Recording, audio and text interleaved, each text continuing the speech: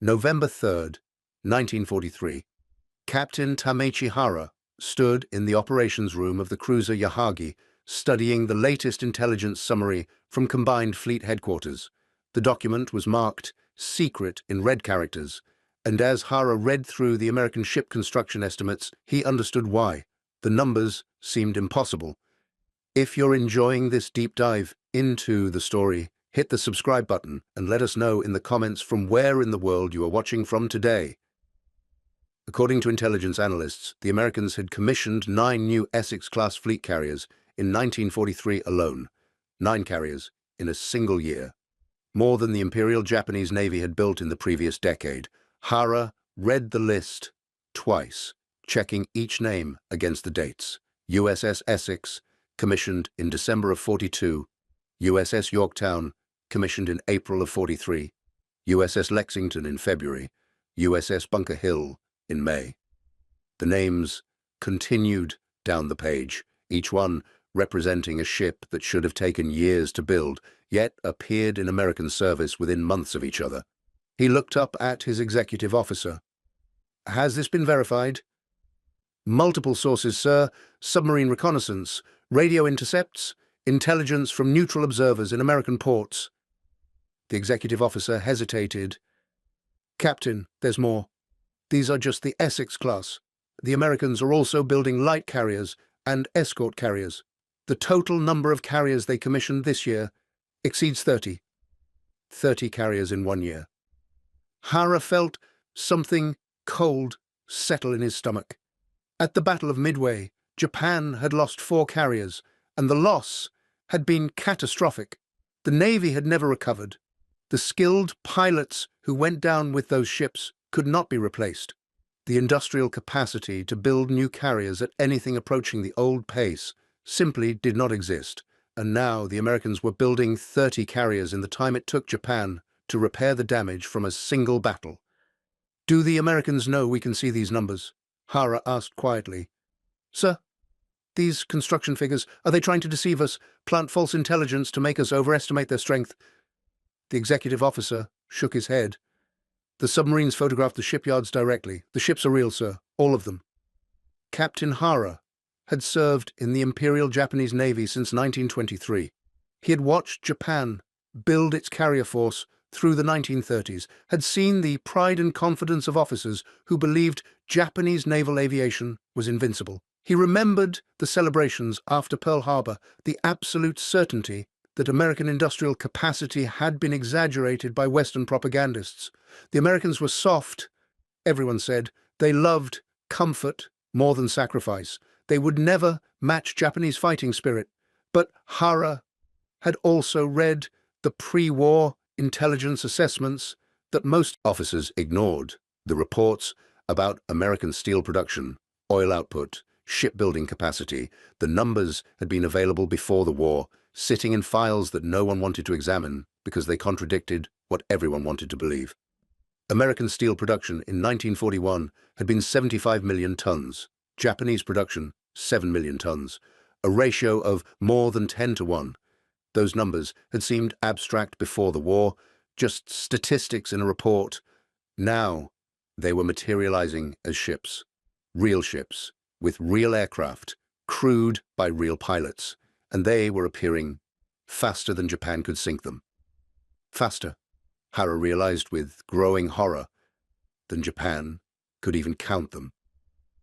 The intelligence summary included silhouettes of the Essex-class carriers.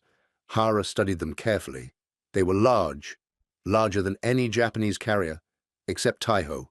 The displacement was listed as 27,000 tons standard, over 30,000 tons, fully loaded.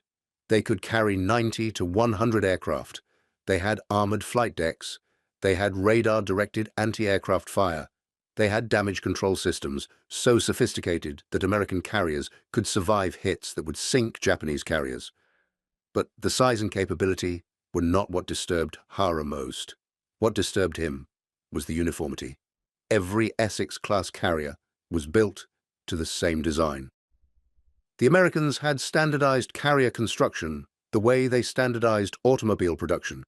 They had turned warship building into an assembly line process. This was something the Japanese Navy had never attempted. Japanese carriers were individual designs, each one slightly different, each one requiring custom parts and specialized training. Shokaku and Zuikaku were sister ships, but even they had minor variations. When one needed repairs, parts often had to be manufactured specifically for that ship. The Americans apparently were building carriers like Ford-built automobiles, interchangeable parts, standardized components, mass production. Hara remembered visiting the United States in 1934 as a junior officer attached to the naval delegation. He had toured an automobile factory in Detroit. The scale had been incomprehensible. Thousands of workers, assembly lines stretching for what seemed like kilometers, cars rolling off the production line at a rate of one every few minutes. The factory manager had explained that the key to mass production was standardization. Make every part identical. Train workers to perform specific tasks. Eliminate variation. At the time, Hara had thought it was an interesting industrial technique, but irrelevant to warship construction. Warships were complex, individual creations. Each one was a work of craftsmanship. You could not build a battleship the way you built an automobile. Except the Americans were building carriers exactly that way, and it was working. The intelligence summary included estimated production schedules.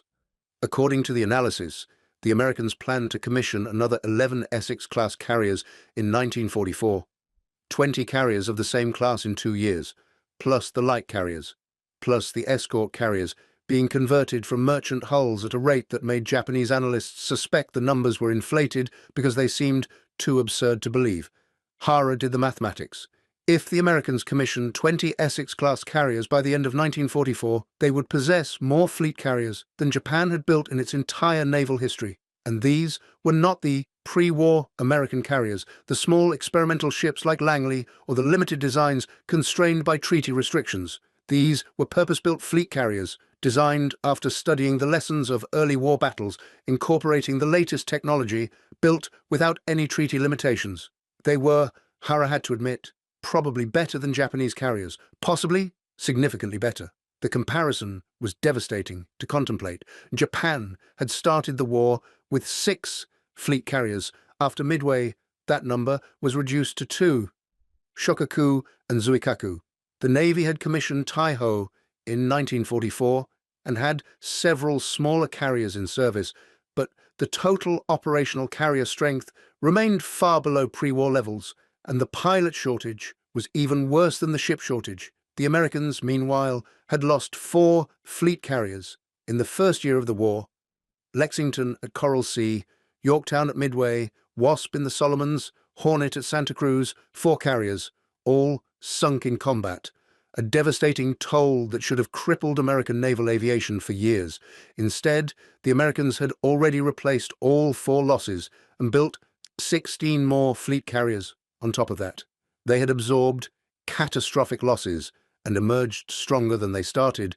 Japan had won the tactical victory at Santa Cruz, sinking Hornet and damaging Enterprise, and the strategic result was that America's carrier strength increased, while Japan's decreased. It made no sense from a traditional naval perspective. Battles were supposed to matter. Victories were supposed to provide advantage. Japan had won more tactical victories than defeats in carrier battles. Coral Sea was roughly even.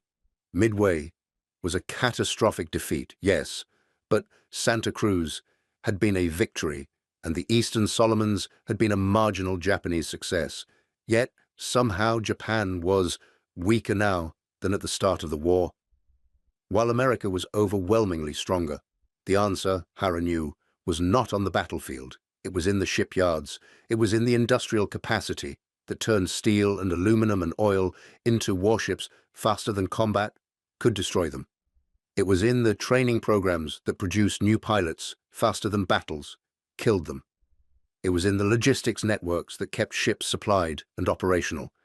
It was in all the unglamorous, non-combat aspects of war that Japanese naval doctrine had traditionally dismissed as secondary to fighting spirit. Hara had been at the Naval War College in 1938 when the instructors taught that material superiority could be overcome by superior morale and training. That Japanese pilots, through intense preparation and absolute dedication, could defeat, numerically, superior forces. That one Japanese carrier was worth 2 or 3 American carriers, because Japanese crews were more experienced and more committed.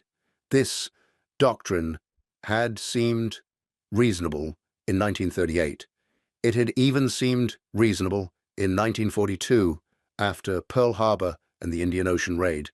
But it was 1943 now, and the doctrine was revealed as catastrophically wrong. One Japanese carrier was not worth 2 American carriers. It was not even worth 1 American carrier anymore, because the Americans had radar and better damage control and more aircraft and pilots who, while perhaps less experienced individually, were now present in such overwhelming numbers that experience became irrelevant. And the Americans were building new carriers faster than Japan could build new pilots. That was the realization that made Hara's hands shake slightly as he held the intelligence summary. The bottleneck was not ships anymore. Japan could theoretically build more carriers if resources were unlimited and time was available. The bottleneck was trained pilots. It took 2 to 3 years to train a carrier pilot to operational standard. The pilots who had struck Pearl Harbor had trained for that mission specifically for over a year, and many of them had years of experience before that specialized training began. Those pilots were gone now, lost at Midway, at Eastern Solomons, at Santa Cruz, in the grinding attrition of the Solomons campaign. The replacement pilots had minimal training, sometimes as little as 6 months from initial flight instruction to assignment to a carrier air group. They could barely land on a carrier deck in calm seas, in combat conditions, against experienced American pilots. They died quickly. The Americans, meanwhile, had expanded their training programs to produce pilots by the thousands.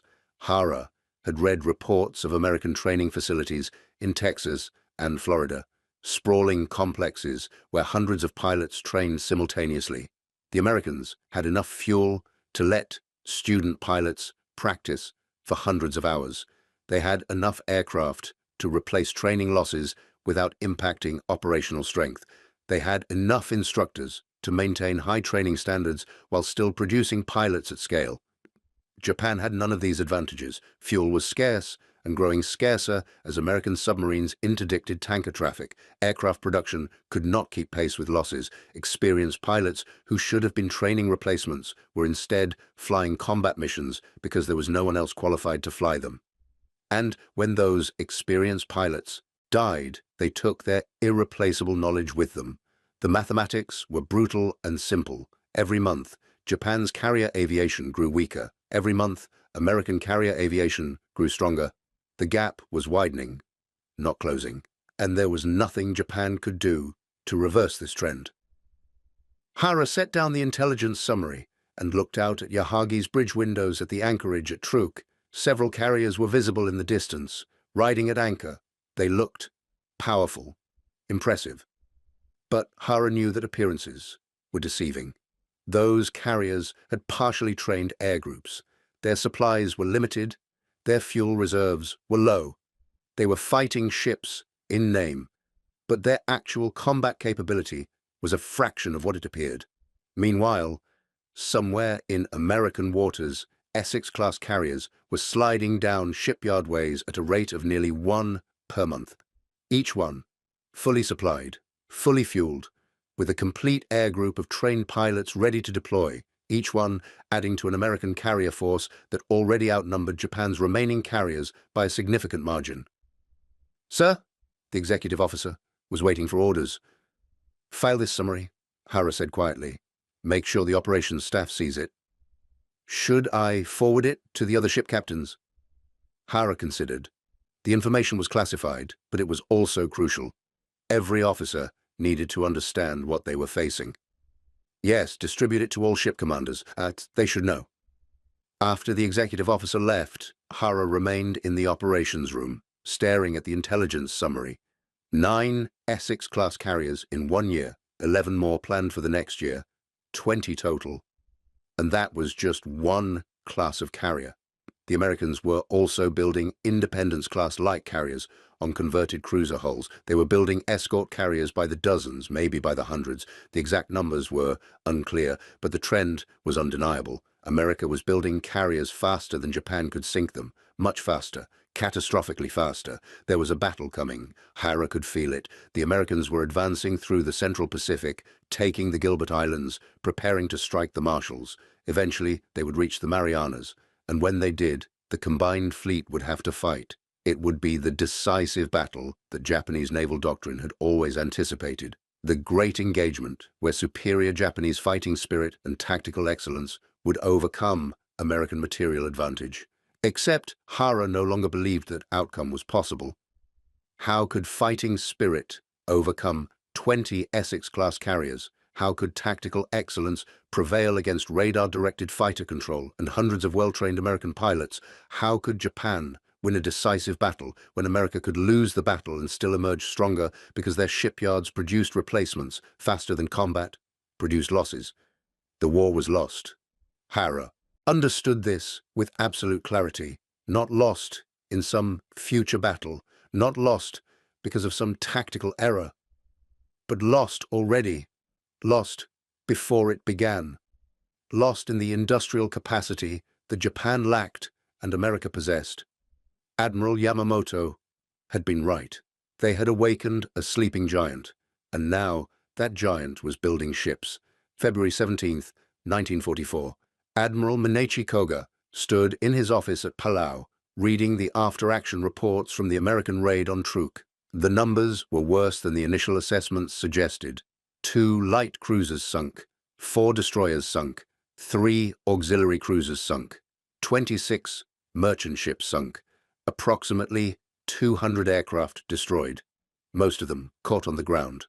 The American carrier force had struck Truk, Japan's primary forward naval base, with complete impunity. They had launched multiple waves of aircraft, methodically destroying everything in the anchorage, and withdrawn before Japanese land-based aircraft could mount an effective counterattack. The raid had been so one-sided that it barely qualified as a battle. It had been more like target practice. What disturbed Koga most was not the losses themselves, severe as they were. What disturbed him was the intelligence assessment of how many carriers had participated in the raid.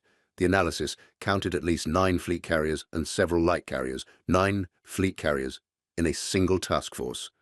Koga remembered when the entire American Pacific Fleet had possessed only 3 carriers. That had been 2 years ago.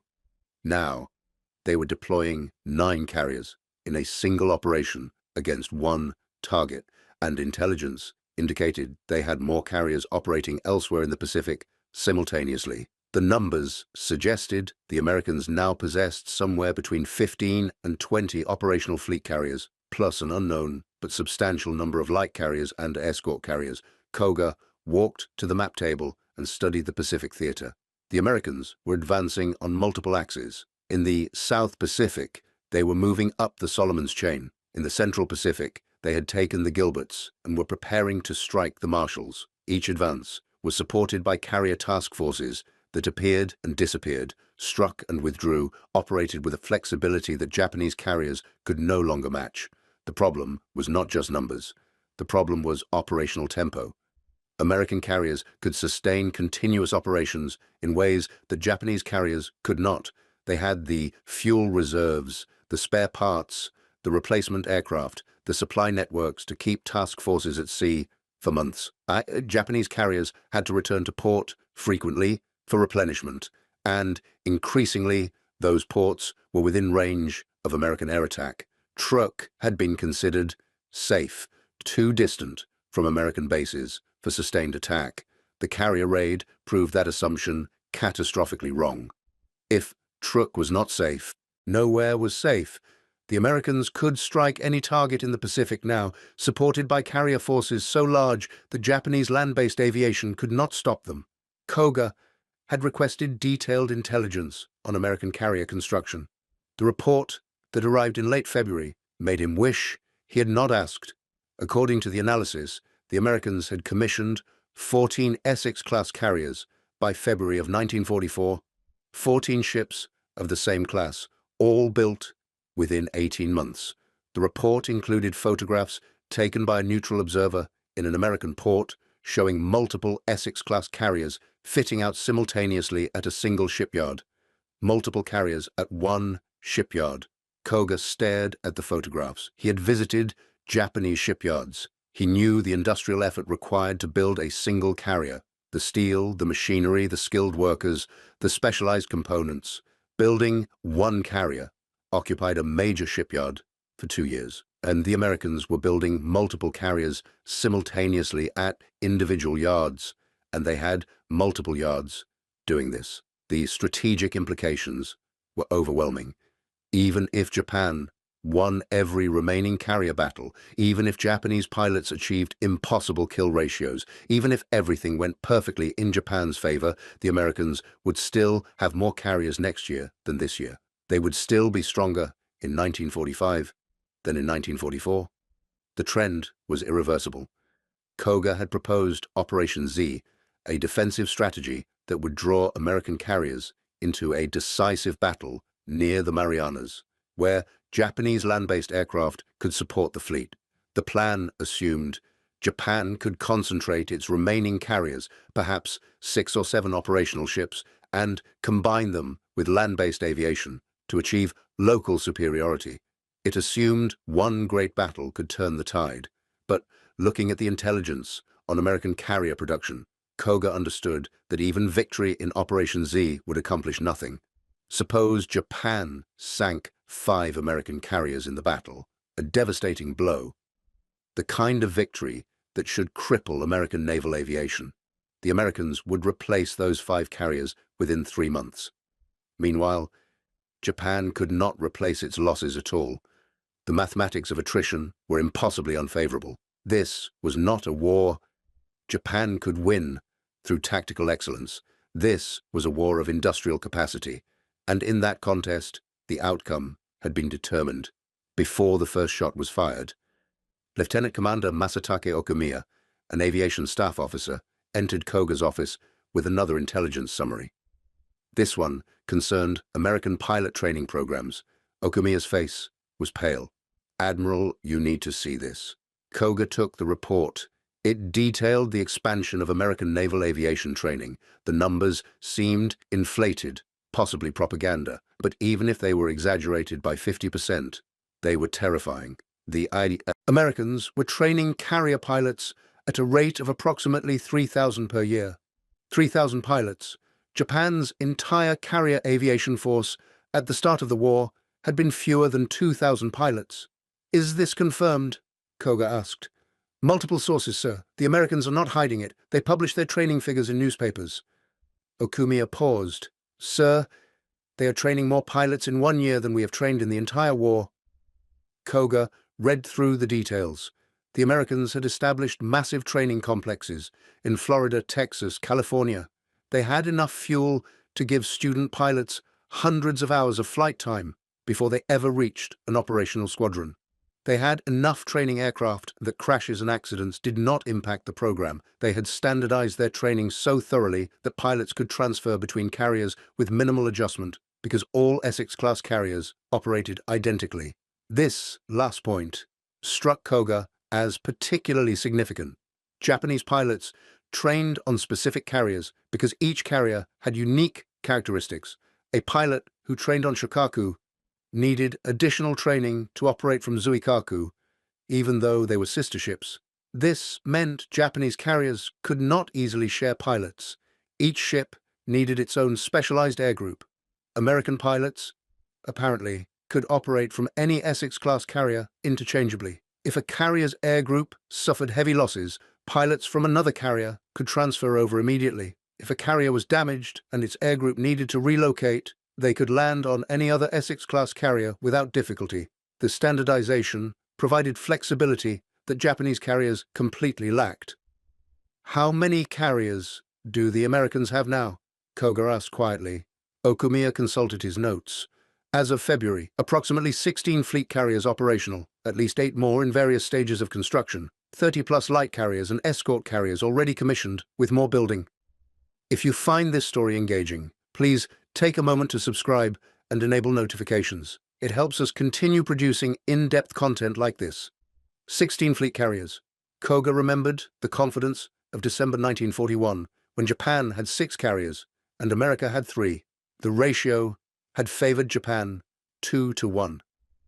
Now, the ratio favored America more than 5-1, and the gap was widening every month. "What is our current carrier strength?" Koga asked, though he already knew the answer. 6 carriers operational, sir. Shokaku, Zuikaku, Taiho, Junyo, Hio, and Ryuho. But pilot availability limits our effective strength significantly. 6 carriers against 16, and the American number would be 24 soon, then 30. Meanwhile, Japan's 6 carriers would remain 6 because there was no industrial capacity to build more. And even if there was capacity, there were no pilots to fly from them. The Battle of the Philippine Sea was approaching. Koga could feel it. The Americans would strike the Marianas, and Japan would have to respond. Operation A-Go, the latest version of the decisive battle strategy, called for concentrating all available carriers and land-based aircraft to defeat the American invasion force. On paper, the plan was sound. Japan would have 6 carriers, plus approximately 500 land-based aircraft in the Marianas. The Americans would have perhaps 10 or 12 carriers. Japanese aircraft with longer range could strike first. Land-based aircraft would attack in coordination with carrier aircraft. The Americans would be caught between 2 forces and destroyed. Koga had helped develop this plan. He had believed in it, or at least wanted to believe in it. But looking at the intelligence reports, seeing the scope of American industrial production, understanding the pilot training differential, he knew the plan was based on assumptions that were no longer valid.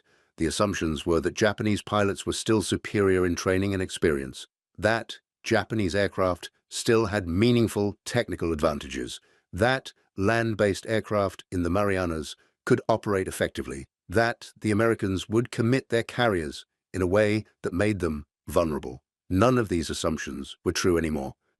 American pilots in 1944 were not the inexperienced aviators of 1942. They had been flying combat missions for 2 years. They had been trained extensively. Many of them had more flight hours than newly assigned Japanese pilots, and they had better equipment: radar, superior radios, more reliable aircraft. Japanese aircraft had longer range. Yes, but they achieved that range by sacrificing armor and self-sealing fuel tanks. American fighters were more durable, could absorb more damage. In the grinding attrition of carrier combat, durability mattered more than range.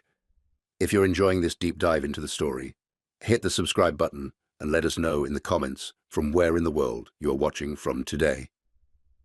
Land-based aircraft in the Marianas were a fantasy. American carrier raids had been systematically destroying Japanese airfields across the Pacific. The bases that Operation A-Go assumed would support the fleet were being bombed into uselessness before the operation even began. And even if the airfields remained operational, coordinating land-based and carrier-based aircraft was extraordinarily difficult. The communication systems did not exist to manage such a complex attack. The fundamental problem was that Operation A-Go, like every Japanese naval plan since Midway, assumed Japan could win through tactical brilliance. It assumed that perfect execution of the plan would lead to victory. It ignored the strategic reality that perfect execution would not matter, because America could absorb losses and continue, while Japan could not.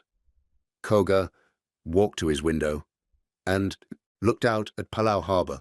Several carriers were visible, riding at anchor. They looked impressive from a distance, but Koga knew their limitations. Shokaku and Zuikaku were veteran ships, but they were worn down from continuous operations. Taiho was new, but untested. The light carriers were slow and vulnerable, and all of them were operating with partially trained air groups that included pilots with barely 100 hours of total flight time. Against them would come Essex-class carriers, each one carrying 90 to 100 aircraft, each one protected by radar-directed fighter control, each one backed by the industrial capacity to replace any losses within months. And there would not be 6 American carriers, or even 12. Intelligence indicated the Americans were concentrating their entire Central Pacific force for the Marianas operation. Koga did the mathematics. If the Americans brought 15 carriers, they would deploy approximately 1,350 carrier aircraft. Japan's 6 carriers would deploy perhaps 450 carrier aircraft, a ratio of 3 to 1. Add in land-based aircraft, assuming optimistically that they could coordinate effectively, and perhaps Japan achieved numerical parity. But numerical parity meant nothing when pilot quality varied so drastically. American pilots were better trained, better equipped, better supported. They had radar to guide them to targets. They had radio communications that actually worked. They had aircraft with self-sealing fuel tanks that could survive hits. They had damage control teams on carriers that could keep ships operational after damage, that would sink Japanese carriers. The Battle of the Philippine Sea would not be a battle. It would be a massacre.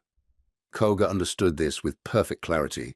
He understood it, and he knew there was nothing he could do to prevent it. Japan had to defend the Marianas. If the Marianas fell, American B-29 bombers would be within range of the Japanese home islands. The strategic consequences were unacceptable. So the fleet would sortie, the carriers would commit, and they would be destroyed because the alternative was worse than destruction. This was the logic of a lost war. Fighting not to win, but to delay the inevitable. Sacrificing the fleet not to achieve victory, but to buy time, measured in weeks or months. Koga had been a naval officer for 30 years. He had studied Togo's victory at Tsushima, Japan's greatest naval triumph. He had believed that Japanese naval supremacy could be maintained through superior fighting spirit and tactical excellence. Now, he was planning an operation where success meant losing slowly instead of losing quickly, where the best possible outcome was inflicting losses on the Americans that they would replace within 3 months, while Japan's losses were permanent and irreplaceable. In March, Koga flew to Tokyo for conferences with the Navy General Staff. During one meeting, an admiral who had not seen the latest intelligence reports suggested that Japan still possessed qualitative superiority over American forces, that Japanese pilots, though fewer, were still better than American pilots, that one Japanese carrier was worth 2 American carriers in combat. Koga listened to this assessment, then quietly requested that the admiral review the intelligence summaries from the past 6 months. The admiral returned the next day, his confidence visibly shaken. They did not discuss qualitative superiority again. The conferences produced Operation A-Go in its final form. The plan acknowledged reality in some ways while still clinging to impossible hopes.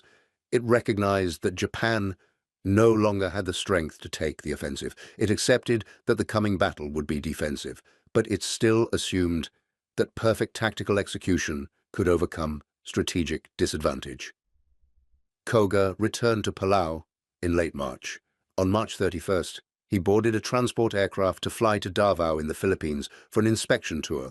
The aircraft flew into a typhoon and disappeared. Koga's body was never recovered. Admiral Somu Toyoda replaced him as Commander-in-Chief of the Combined Fleet. Toyoda inherited Operation A-Go and the impossible task of defending the Marianas with 6 carriers against an American force that now numbered 19 fleet carriers. The intelligence had been updated while Koga was in Tokyo. The Americans had commissioned 3 more Essex-class carriers in March alone. They were now producing fleet carriers at a rate faster than Japan could produce destroyers. Toyoda read through the intelligence summaries, the same summaries that Koga had read, and arrived at the same conclusion. The war was lost, had been lost since Midway, perhaps since Pearl Harbor. The industrial disparity was too great. The pilot training gap was too wide. The strategic situation was irreversible. But like Koga before him, Toyoda understood that surrender was not an option. The military culture, the political reality The entire structure of wartime Japan made continuation of the war mandatory, regardless of the strategic impossibility of victory.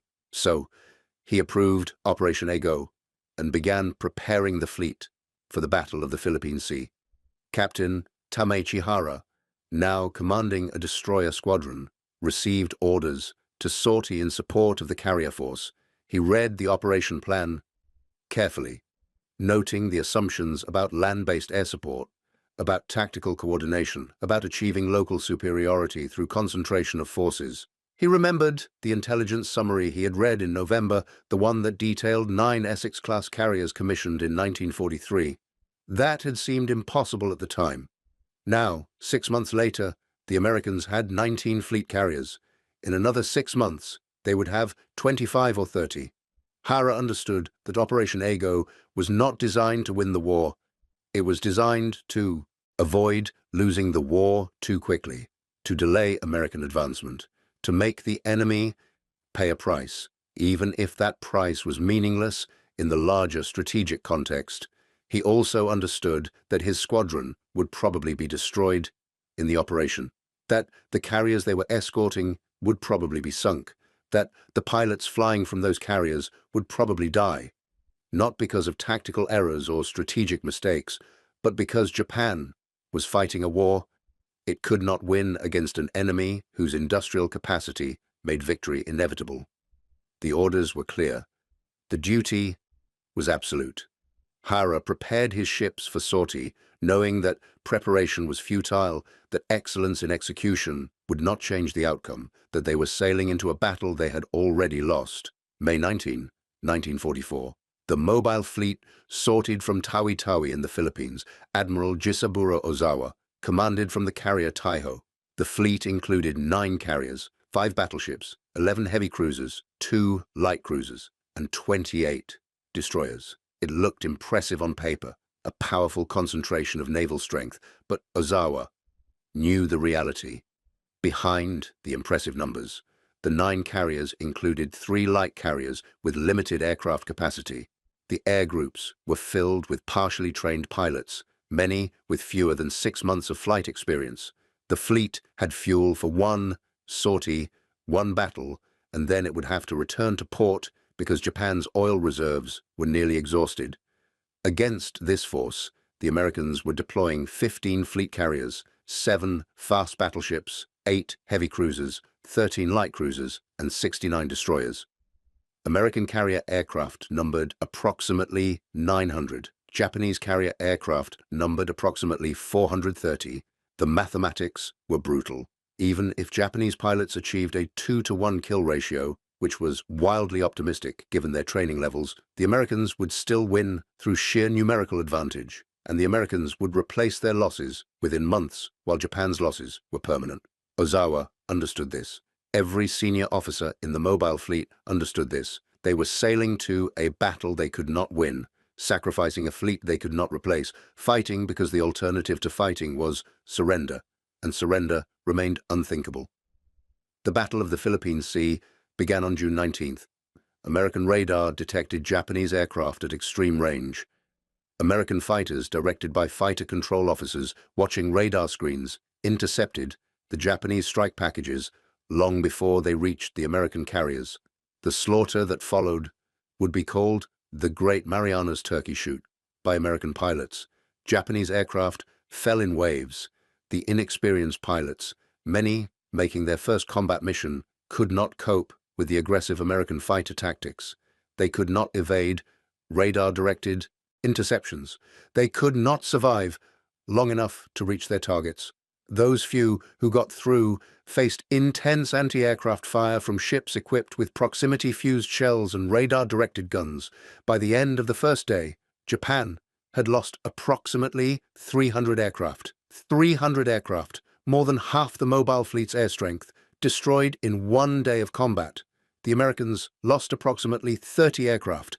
The pilot losses were even more catastrophic than the aircraft losses, because Japan's training program could not produce replacement pilots at any meaningful scale. Each pilot killed represented knowledge and experience that could not be replaced. The Americans lost 30 pilots, Tragic for the families, but strategically meaningless because 300 new pilots were graduating from training programs that same week. On June 20th, American carriers located the Japanese fleet and launched a massive strike. Taiho, the newest and most modern carrier in the fleet, was hit by a single torpedo. The damage should have been manageable, but poor damage control led to avgas fumes spreading through the ship. Hours later, the fumes ignited. Taiho exploded and sank. Shokaku, veteran of Pearl Harbor and every major carrier battle since, took multiple torpedo hits. She sank in the afternoon, taking over 1,200 men with her. The mobile fleet retreated, having lost 2 fleet carriers, approximately 400 aircraft, and more than 400 pilots. The Americans lost 130 aircraft and 76 pilots. It was the last major carrier operation the Imperial Japanese Navy would ever conduct. The mobile fleet still existed, but its operational capability was destroyed. The remaining carriers had no aircraft. The training programs had no pilots. The fuel reserves had no oil. The Americans continued advancing. In June, they had 19 fleet carriers. In July, they commissioned 2 more. In August, 3 more. The production continued, relentless, unstoppable, each new carrier adding to a force that already overwhelmed Japan's remaining strength. Thank you for watching. For more detailed historical breakdowns, check out the other videos on your screen now, and don't forget to subscribe.